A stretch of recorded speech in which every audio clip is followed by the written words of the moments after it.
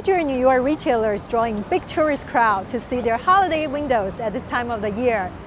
So what goes into making that special holiday window? I talked to Saks to find out.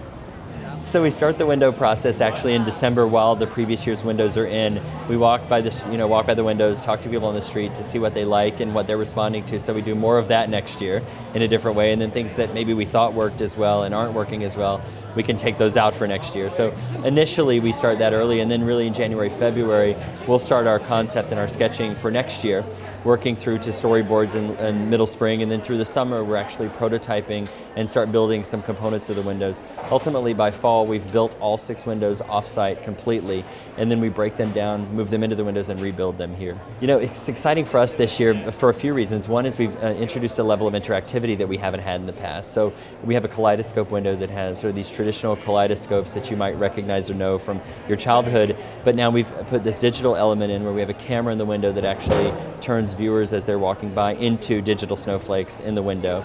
And then one of the other exciting ones that we've done this year is we found a couple of artists from Australia on YouTube, and we actually used them to do a video for us, a stop motion chalk video that's in our last window, which was a labor of love by all means. You know, working with someone that's literally on the other side of the world was a blast, and you know, we're really pleased with how it turned out. And what's the most challenging and the most difficult window to get it done? I'd have to say probably the hardest one that we did, there are 2. I think the first window, the snow globe window, the shelves that are in there, you know, they turn in on themselves within about a 32nd of an inch of each other, so they're very, very close turning, and to keep them turning and balanced was an engineering miracle, honestly.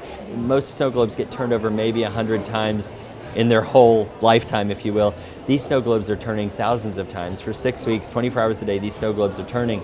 So we actually hooked one up to a motor in the shop and had it turn constantly for 2 weeks to see what happened. And then the window where we make it snow was certainly a challenge. How do we make it snow when it's 55 degrees outside and it's not cold in the windows, obviously, and we can't have the moisture that's required for snow in the windows. So that was certainly no small feat. There's a little secret, it's feathers. We went through several iterations of what we could do to make it look like snow and what looked the most like snow.